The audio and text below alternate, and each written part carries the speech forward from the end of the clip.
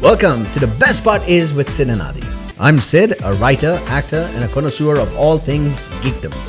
And Aditi is a cognitive psychologist, actor, director, and pop culture enthusiast. So grab your favorite drink, get comfortable, put on your earpods, and let's dive into the best part. Welcome to another edition of The Best Part Is, where we do not need an outro or an intro. With Sid and Adee, you always forget the name. With Sid and Adee, that is our names. Yes. Sid is our geek culture and pop culture specialist, and I am your psychological and cultural specialist. And we overlap in some of those things somewhere. And everywhere. In everywhere. Except the psychological thing, because that is beyond your capacity. I understand. Okay, so today is all about you, Sid. Okay? Today is your day to shine because what are we doing today? We're talking about Gladiator. We are breaking Directed down. by Ridley Scott, starring Russell Crowe, Joaquin Phoenix. Richard Harris. You see how this is all your day because you can't stop talking for even a second. Just keep going and going and going. So it's your day, okay? Yeah. And we're going to break down Gladiator into its best parts. You see what I mean? Okay. That's going to be a lot because every part is the best part. So here's the thing. I did not watch Gladiator till 2024. Yeah, I was shocked. Actually. I genuinely was shocked because someone like you who just literally like consumes content like a black hole. Yes, Just it's true. like I do consume a lot of Not content. having watched one of the greatest movies of the 90s. It's just I tell you why. Because of the way it was presented to me much later in life. Because when did it release? 99, 2000? Right? So I was about 5. Right? I was 5 years old. As I grew older, the way it was presented to me was that it's not for me. It's not a movie that I would like. Oh, okay. And that the set of people who would watch it would be like, it's very testosterone filled and it's not anything you would like. And all of those assumptions which do not exist anymore, that is what the main issue was. To be fair, that was a massive problem of movies in that era. Yeah. So like Fight Club, for example, was like marketed as a movie about a bunch of men in a fight club. Correct. When it was actually terrorist Another organization. movie that was spoiled for me much early on than I watched it. It was spoiled for me, right? Because of all the... But you had such a shocking reaction when we watched it together. Yeah, I was like, I didn't know. No, friend, come on. And Fight Club was well known to... The ending of Fight Club has been rehashed and reused so much. We very much knew what it was. You lied.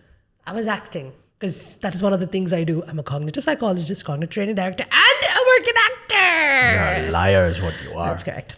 Okay, so we watched Gladiator recently, and I had the time of my life when you broke it down into those beautiful parts of different stories that existed alongside it. Apologies for that. I kept pausing the movie.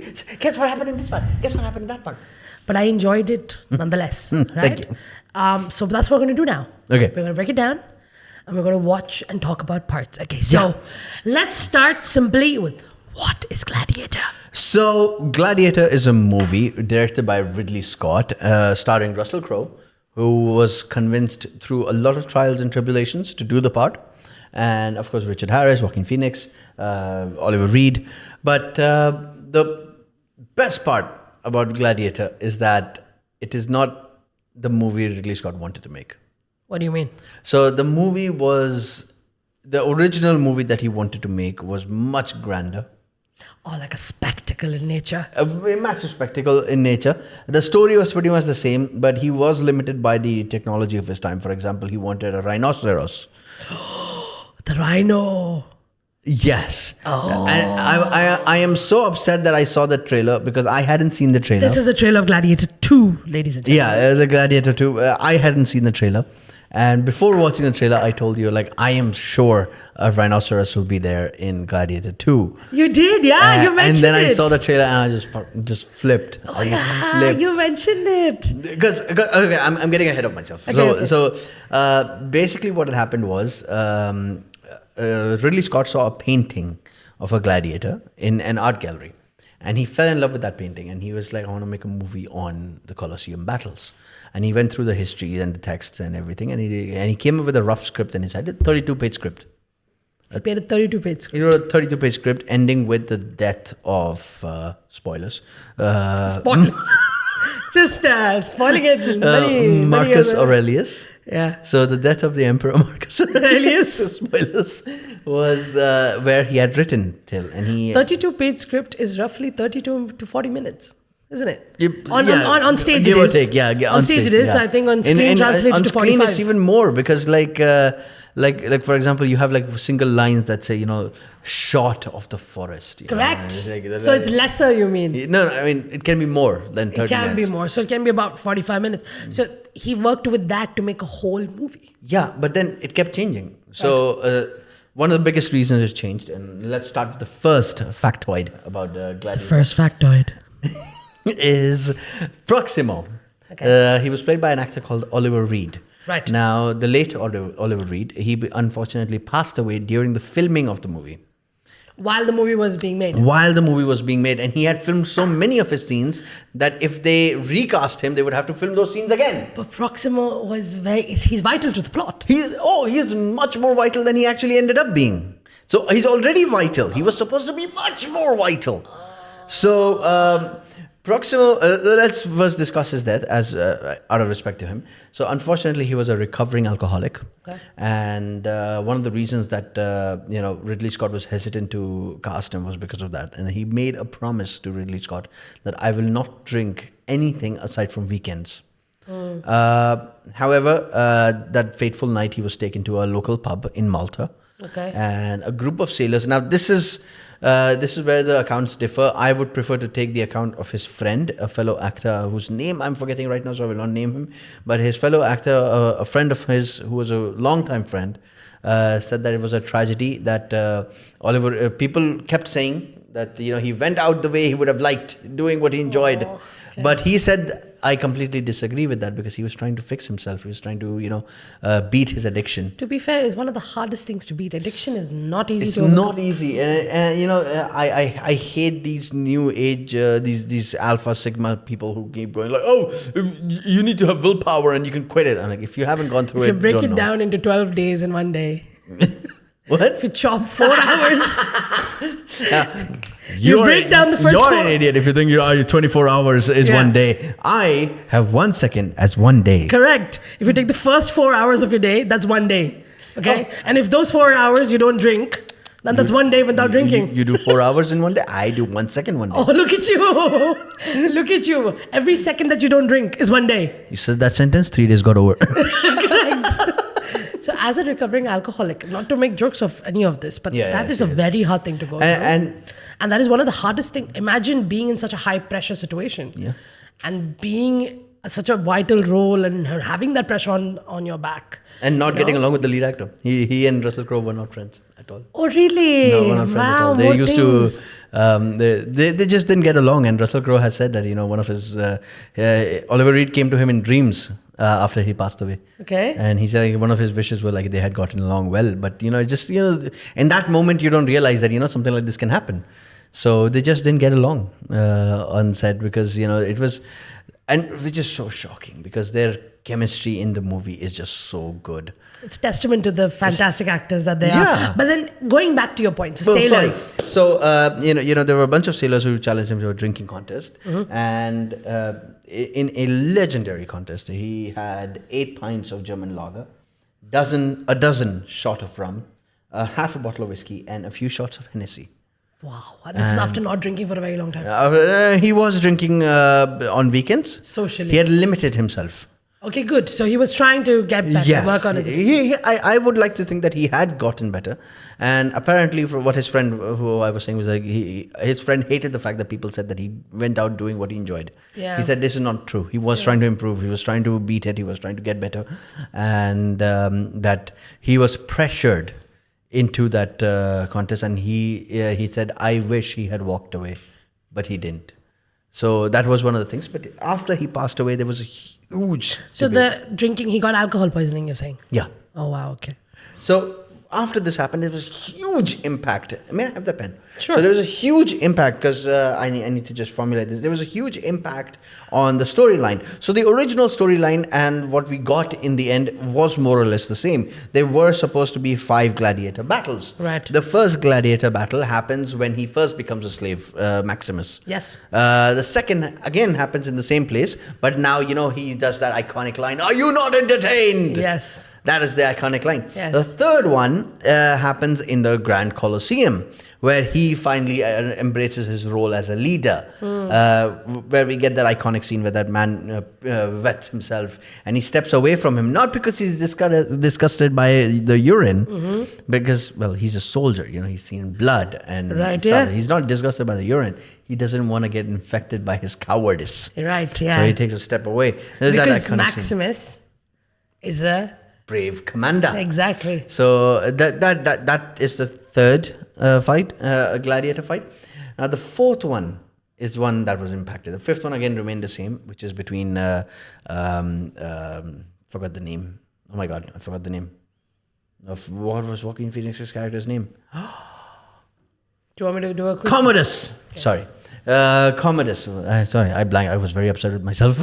That's okay. So Commodus? So Commodus and Maximus fight in the final battle. But the fourth battle is the one that was impacted the most. So what the actual story was going to be was that Commodus, to cause Maximus more pain, would have Maximus fight Proximo. Oh, and they never could do that. They never could do that. So in that fight, first... what happened was they were not going to be tigers. By the way, they were real tigers in the scene, not CGI. Okay. Yeah, I know. I think they were superimposed together or whatever. They were 15 meters away from Russell Crowe. Okay. Wow. Okay. Damn. Okay. So for his safety, they were 15 meters away.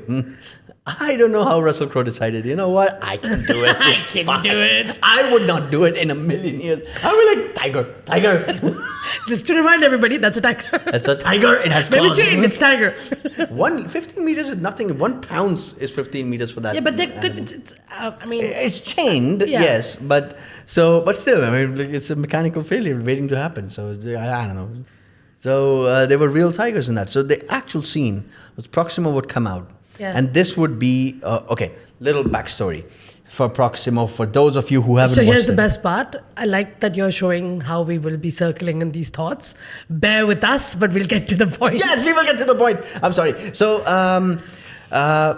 Proximo's backstory is that Proximo used to be a gladiator as well. Okay. And at one certain point of time, he had won so many battles, killed so many of his opponents, that Marcus Aurelius came down into the Colosseum, touched him on his shoulder, and gave him a custom sword that had Proximo's name engraved on it. Yes. And then on the back was written Marcus Aurelius. Right. So that was his special sword. That was his freedom. Yeah. So now the act of taking a freed gladiator, retired gladiator, in his old age and tossing him into the Colosseum would cause the entire arena to boo Commodus.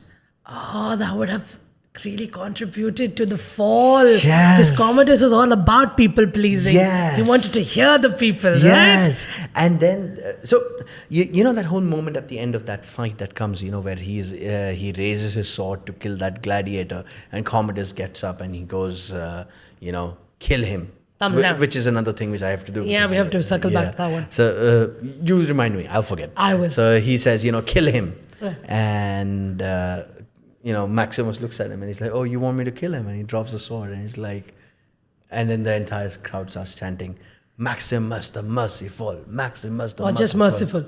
Merciful, that's it? Something like that. Something like that. So that, while it hit home, because I didn't know what the original version was going to be. So when what I saw hit home for me. Yeah, But because when you didn't know any better, so that was a perfect scene. But when I saw this, it rings home so well, because when Commodus gets up and he says, kill him. Yeah. Kill Proximo. Yeah. Because he wants Maximus to feel the pain of killing a friend. Yeah. The entire Colosseum boos him. Yeah. And then just a second later, They hail Maximus, Maximus the merciful, Yeah. which has even more impact in the later scene when he grabs his sister's face and goes like, "Am I not merciful?" Because he is desperate to get that tag, because that tag was given to Maximus. Yes. But it hits home so much, but then they had to change it because Proximo had died. So what did he want to change it to first? Not tigers, a rhinoceros. They wanted a rhinoceros. Hence the rhinoceros in Gladiator 2. Yes. Now here's the problem. They couldn't even get a wolf for the opening sequence. Yes, it was a dog. It was a large It was dog. a large dog. So they couldn't get a wolf for the opening sequence, which is why they had to change it to a dog. Because in that point of time, transportation of animals was not very easy. Rhinoceros is not happening. Endangered species, being watched for poachers, they're never going to let you use a But they rhinoceros. were using a lot of practical effects, which I know you're going to get into. But even then, Exactly. So the next option was, again, not practical effects, because practical effects has a limitation. They were going to go with CGI. okay. Could not afford it at that point in time. Too much. CGI cost way too much. Like the movie's budget would like double Was for skyrocket. that one scene. For that one scene. So, and they had already spent $1 million just to design the Colosseum set. Yeah. So there was no way they were getting money for a rhinoceros. They're like, what do we do? Get real tigers. They had tigers in England in zoos and stuff and conservation. So get tigers. They had 5 tigers on set. Wow, okay. And they filmed that scene, and then I feel like it happened, but then they had to kill Proximo somehow, so which is why his scene happens. His death scene is filmed from the back, and there's a stunt double who's being, Proximo's face is being CGI'd onto him Oh, wow, for the okay. rest of the movie. Is it stunt double or another actor? It's a stunt double. Not another actor. No. It's a stunt double whose body proportions match his, Match. and then they just impose his face onto him. Funny you speak about chemistry. There was a story about Joaquin Phoenix and chemistry. Joaquin Phoenix was very nervous before his scenes were filmed, and the very first scenes that were filmed were the opening battle sequences. So Joaquin Phoenix, Richard Harris, and Russell Crowe were all in the same place. So Joaquin Phoenix was so nervous that he walked up to Russell Crowe before a scene, and he goes like, "I want you to hit me." He wanted Russell Crowe to hit him. He wanted to strike him. Okay. So he's like, "I want you to hit me as hard as you can to help me get into the character." And Russell Crowe's like, Brother, no. Yeah. So Russell Crowe is one of my favorite people on the planet. One of my favorite celebrities. He doesn't give a shit. He doesn't care who you are. They went to him. He's like, "You have to work out for the role of Maximus." He's like, "Nah, I'm not going to work out. I'm gonna a farmer." I'm a farmer. I'll just do my farm and I'll get into shape. Just like that. I'm not going to work out. Let Maximus be fat. I don't care." They went to him for body of life. They're like, we need you to lose weight. Why? He's a retired CIA officer. He's not going to lose weight. He is the way he is. Right. He'll find some way. I don't care. I do what I want. Correct. Which comes back to one of the most iconic lines of the movie, which was, "I shall have my vengeance in this life or the next." No, why I looked at it, I know that. I remember a line front and backwards. Right, I know. So he hated that line. Oh, he hated it. Hated it. Russell Crowe hated it. Russell Crowe hated that line with a passion. So he stayed up one night before the shot and came up with 50 different versions of what he can say. Okay. And he used all those lines. And then Ridley Scott went, no. None of those lines worked. None of No. those lines worked. And so, famously, it's a famous story from the set that Russell Crowe tossed something on the floor, turns to Ridley Scott. He's like, "It's a shit line." No, wait, let me do it. Do it again. "It's a shit line, but I'm the greatest actor on this planet, so I'll make this shit line sound good." And then he went back, he turned around and go, "My name is Maximus Decimus Meridius, father of a murdered son, husband of a murdered wife, and I shall have my vengeance in this life or the next." Because in this life or the next is the part that he hated. I got It it. didn't make sense to him. He's like, either I get my vengeance in this life or I'm dead. No, but why didn't he get it? I get it. I get it when he ended up killing Commodus in the end. I get it. No, Do you no, not? no. What he meant was in this life or the next, because he got his vengeance in this life.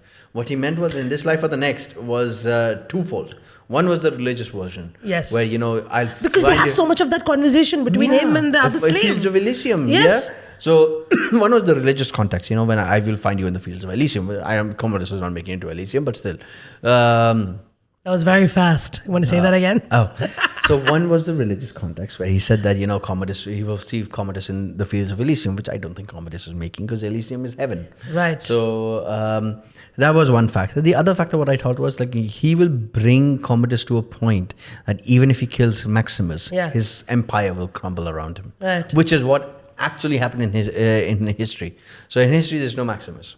In history, there is a wrestler who gets fed up because Commodus was horrible. He used to kill 100 animals before lunch every day, just because he enjoyed it. If anyone was crippled in his country, whether it's a soldier or a civilian, he would ask them to be brought to him and he would club them to death. Then he would say, "Are you entertained?" No, that is a movie. Come on! Yes. It was he would true. say, "Are you not entertained to a corpse?" So it's so true to history. Come on, give. And that is Maximus's line. I don't care. Okay. It's relevant. It's how they mix it up. Okay. So, yeah, I mean, so that was it. Joaquin Phoenix was very nervous. So he hit me, and Russell Crowe was like, just 1 minute, I'll go to someone more experienced than me. He walks up to Richard Harris. He's like, "Hello, Richard Harris." Yes. "Hello, Richard Harris. I need help. This guy's crazy." And he's like, "What does he want?" He's like, "He wants me to hit him." He's like, Oh, Richard Harris instantly understood what it was. Yeah, so Richard Harris goes to Ridley Scott. He's like, "I need a break." Yes, Richard Harris tells you he needs a break. You shut down shooting, you filming everything. Richard Harris came to Joaquin Phoenix. He's like, "You come with me." Took Russell Crowe, Joaquin Phoenix to a pub. Yeah. Got him sloshed. Got Joaquin Phoenix lost. Yeah. Okay. And then they all shared acting stories, like Russell Crowe and Richard Harris with Joaquin Phoenix. And he was like, even I can act. Like, "Okay, come." Then he acted. So what was the issue there though? He thought he couldn't have an antagonistic chemistry with? He was in awe of the whole set. It's a big thing. Like if you've only done indie films, right? And all of a sudden you're thrust, where you're using somebody's apartment as a set, or you're using small sets, and then all of a sudden you're thrust on a massive set where they're burning an actual forest. They burnt an actual part of the Burnwood forest in Surrey. It was set for deforestation. And he's like, no, government, save your money. We'll do it for you. We'll burn it. And he burned that forest. You get completely intimidated. You walk onto a set with 200 extras running around, and Joaquin Phoenix was like, I'm not ready for this. Imposter syndrome. Yeah, but his imposter syndrome, I think, worked for him. It was I think a lot of that natural acting that came to him was because of his imposter syndrome. Because what does Commodus have? Imposter syndrome. Imposter syndrome. So that worked out perfectly for him in my view, because without that, when he held her face and went like, "Am I not merciful?" Or when he feels so out of place when everyone is, chanting towards Maximus, and he goes like, there's always a sense of doubt in all of his decisions. That natural vibe that comes across, I think, comes from that imposter syndrome. He channeled his own imposter syndrome. He channeled his own imposter syndrome, which is such a great thing for actors and humans to do, because channeling your own vulnerability really brings such highlight into your life. Yeah. And that's what he enabled for himself. Because that's what fans want. That's what audience wants. Audience wants to see a character's vulnerabilities. You don't want to see perfect characters. Yeah. Because that's what you resonate with. That's what you resonate with, which is why when you create perfect characters, the movies don't... again, I'll fall back to it's like any character that Dwayne Johnson plays. Like, it's such a perfect character. Right, yeah. That, audiences... It's very hard to relate. It's very hard to relate to that character. Or, when people go like, for example...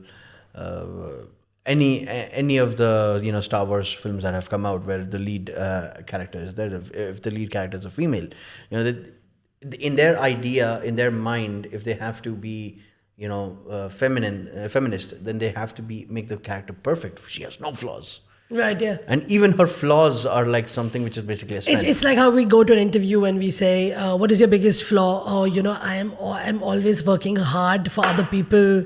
I work late all the time. I do not have work-life balance. Yes. That. It's like, bro, it's not a weakness. We get it. Yeah. So, it's how you twist what they want to hear, what they want to do, what they want to see. And you're not able to relate to that. So like when you watch the original Star Wars, you don't relate to Luke Skywalker. You're correct. You relate to Han Solo. So in Commodus' case, you were trying to say. Oh, sorry. I thought you were telling me something. No. I was just trying to bring you back. In Commodus' case, like he has imposter syndrome, and you relate to that. You're like, okay, fine. Yes, he killed his father. I don't relate to that part, but I do relate to the part where he feels inadequate.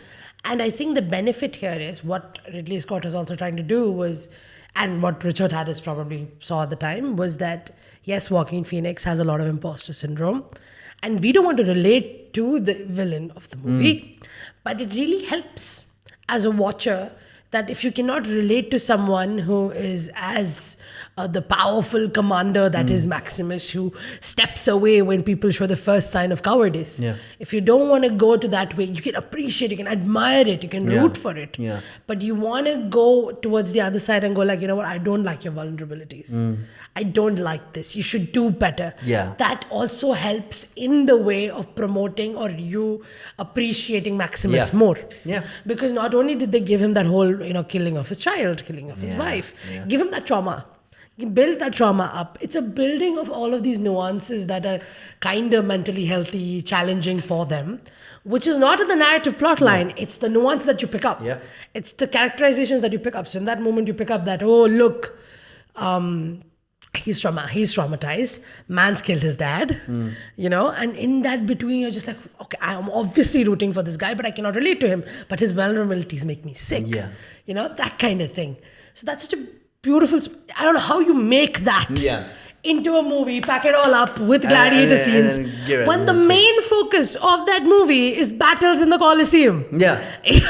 Or that's how they want you to think, but it's not the main focus. It's not the main focus. It's everything else that's related.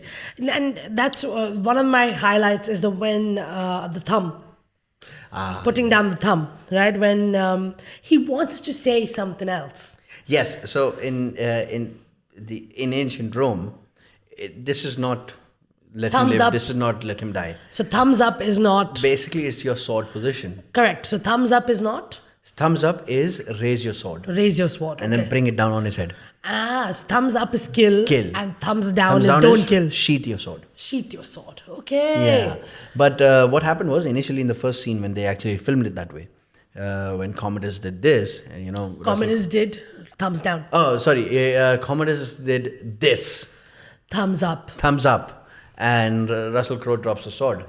One of the extras or the ADs or producers, production associate people. Producers. No, it's not someone in the big position. Some of the I think somebody who just serves or something who just saw the scene and goes like, why did he drop the sword if he asked him to live? Why is that a big deal? And he's like, no, he asked him to kill. Like, oh. And then he realized if people on my set cannot understand, then how will I expect other people to know unless I put a disclaimer under it over that saying that, okay, you know what? Thumbs down meant kill, thumbs down meant live, thumbs up meant kill. And then you're like, oh, he's like, change it, make it modern. I wonder whether in Gladiator 2 they will do it the proper way. Yeah, because now people are more aware and everybody knows these stories, and now you have to be more true to form, otherwise people will rip you apart. I don't think Ridley Scott would care. That's fair. Yeah, That's a fair analysis. I think he knows where to make it historically accurate and where to take civil liberty. Like, for example, one more fact which I wanted to do. In ancient Rome, did you know that the gladiators used to do product endorsement? Product endorsement? Product endorsement. You mean when they were reenacting battle scenes? Yes. So, gladiators were like the rock stars and the sports celebrities. So, as they won battles and survived and killed and survived, they garnered a popularity. Like, for example, when Maximus first comes to the Colosseum and he's in the prison, and Lucilla's son comes up to him and he's like, are you the Spaniard? Are you the one they call Spaniard? Because they've heard him. They've heard of him. So there's a fan base. So when the Spaniard comes out and he goes like, buy some, let's say, Probitus's olive oil. Buy the olive oil on Probitus's farm. Everybody will go to Probitus's farm to buy olive oil. Oh, so they will announce it? They will announce it. He will announce it. Oh, while he's doing the battle? Before doing the battle. Oh, they'll just randomly... As he walks out. Yeah, because you can't physically print it. It's not like a jersey. And who will read it? There's no large screens. Yeah, there's no large screens. So they were actually announcing, buy, like, for example, Probitus. I'm just made up the name. Yeah, I got that. Buy Probitus's olive oil. And then everybody will go, and you know what he'll get in return? Probitus will give him like probably an extra weapon or a shield or a piece of armor. And he'll be like, okay, fine, yay. Or if he's a very strong gladiator who's already made it to a certain point of time, then he'll ask for favors in terms of women or food or luxuries. Oh, wow. So he wanted to add that part in the movie, But then he's like, I think people will think it's a parody. So he cut it. Like I said, Ridley Scott doesn't care what is historically accurate, what isn't. If it makes sense in the movie, it'll stay. It will stay Yeah. in the world, in the universe of that movie. In the universe of that movie. As we say in our worlds. As someone has an old. Correct. So that does make sense. Yeah. That is pretty fantastic. Well, you have any other factoids for us? Yeah. You mentioned the family, so I remember this one. I haven't written that down. But you mentioned that, one of the big motivations of his was like his family dying. Yeah. In the original script, his family didn't die. They, in fact, came to watch him in the Colosseum. What do you mean? The original version that Ridley Scott was writing, Okay. which kept changing as he was filming. Yes, because there were 32 pages. The 45 minutes in the movie originally is 4.5 hours. He'll write one scene at night, send copies to Russell Crowe and everyone, and say like, "These are your lines," and then next morning, he's like, "I changed it." Oh, fantastic. Sounds like my kind of a director. I love this. You would love it. You would love it. I would love editing on the go. Just edit script, remove stuff. Oh my God. Change it up. It's a writer's nightmare, you. Yeah, you're a writer, I'm a director. But he so wrote we his get own it. stuff. That's also there. So, Oh. you need a typewriter. My albatross. Okay, go on. So in the original version, his wife and kid did not die. Okay. So he just became a fugitive after Marcus Aurelius was assassinated by his son, and Commodus put a bounty on this guy, sent him as a slave, didn't kill his family. So when Maximus became a gladiator and became famous, his family actually comes to watch him. But then how would he be a husband to a murdered wife? That line Father wasn't of a there. murdered son? That line wasn't there. Oh my God, no. Yes, I agree. Oh my God, no. I agree. I understand, but no. I'm sorry. Then the line would just be, "My name is Maximus Decimus Meridius, commander of the army." Because why would he only solely care about Marcus Aurelius' Father death? of a son, husband of a wife. Why would he only care about Marcus Aurelius? What would be the Marcus motivation? Aurelius was like a father to him. So that's why he says also, like, I they were understand, like but the brothers. motivation, right? Motivation is such a key part, such a drive of a narrative plot. If a character needs to build, you need to motivate him. How are you motivating him? By just killing someone he mentored, was a mentor to him. So like in that situation, I don't think Maximus, who didn't even want to rule, would care. Like he would be hurt by the fact that Marcus Aurelius. But was he would killed. move on. He would He go would back move to on. He his would go wife. take his family, run and away. he will farm and he would be okay. No, he would run away to another continent. He would run away to Egypt. Correct. Yeah. Yeah, he would be fine. That's correct. But Gladiator 2 is coming and we have some predictions. You want to go through them quickly? Yeah. Let's go. What do you have? Well, the prediction about rhinos came true. We saw it in the Gladiator. So I have a prediction about the plot. Yeah. And Pedro Pascal will die. As he does in most of things he does. the one thing which I think that's going to happen is people need to prepare themselves. This is not going to be like Gladiator. Absolutely not. Movies in that era weren't able to make it a spectacle because of the limitations of technology. So they would focus more on tender moments, and the tender moments make Gladiator what it is. Yes, the nuances build it. Yes, Drives the nuances build it, motivation, creates the characters. The little scenes where, when Proximo says, Marcus Aurelius touched my shoulder, and Russell Crowe just bursts out laughing. Yeah. He's like, ha, ha, ha, you knew Marcus Aurelius. I didn't say I knew him. Yeah. I said he touched my shoulder. Those little things. In modern day, these kind of scenes get lost. Yep. So people need to prepare themselves that this is going to be a spectacle. And in spectacles, certain things are lost. So I think, just like Gladiator, I think this is the movie that Ridley Scott wanted to make but couldn't make. Yeah. So it'll open on a spectacle just like the other one opened. Yeah. But this will be much more grander. Right. It'll have oceanic battles. It'll have, CGI, Yeah. drone scenes and all these things. Yeah, and it'll have a deep explanation about how Paul Mescal ran away as the son. Yeah. And then grew up in another sure. wherever, in a land that they couldn't conquer, or they tried to conquer. And Pedro Pascal probably killed all of those people because he's the commander-in-chief. So what my prediction is, like, after the events of Gladiator, there was a huge struggle for power, and whoever came into power tried to kill Lucella's son, because Lucella's son is actually next in line. The only reason he doesn't get the throne is because he's too young. So Lucella's son escapes, settles in another kingdom, starts a life for himself, probably has a wife or a girlfriend, becomes a member of that army, rises up the ranks. And then Pedro Pascal, at the orders of those two demented, whatever, Brothers, the two Commodus, brothers. Commodus 2.0, whatever their name is, Joseph Quinn. And Geta and Caracalla, Caracalla, okay. played by Joseph Quinn and Fred Heschinger. I'm looking forward to Joseph Quinn. I don't know the other guy. Fred Heshinger, also a fantastic actor, just like Joseph Quinn. Very well-deserved actors. In Gladiator 2, I think the main things we have to focus on, one, it won't be like Gladiator 1. No, it won't. Two, it'll be like an inverse But it of... will also be like. It won't be like, but it will be. Yeah, it'll be a tribute to Maximus, but in an inverse proportion. Yeah. Like the stories would kind of invert itself, and Pedro Pascal will die. So, to your credit, I will say if any of these predictions come true, you must pat yourself on the back and go like, I'm the well-deserved. I know Ridley Scott. I know Ridley Scott. I'm the well-deserved Maximus fan. Keep a poster of yourself on behind your bed while going to sleep. It will go on my plaque of achievements.